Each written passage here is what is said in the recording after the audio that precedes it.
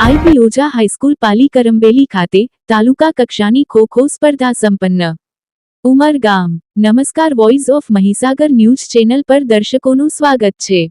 IP Oza high school પાલી કરંબેલી ખાતે SGFI શાળાકીય રમોત્સવ અંતર્ગત યોજાયેલી ઉમરગામ તાલુકા કક્ષાની 2 દિવસીય ખો-ખો ભાઈઓ અને બહેનો સ્પર્ધા આજરોજ નિર્વિઘ્ન અને સફળતાપૂર્વક સંપન્ન થઈ.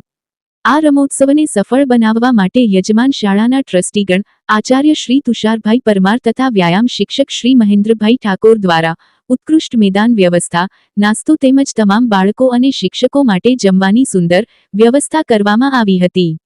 આ બદલ ઉમરગામ તાલુકા કન્વીનર શ્રી ભાસ્કરભાઈજી ટંડેલે તમામનો હૃદયપૂર્વક આભાર વ્યક્ત કર્યો હતો.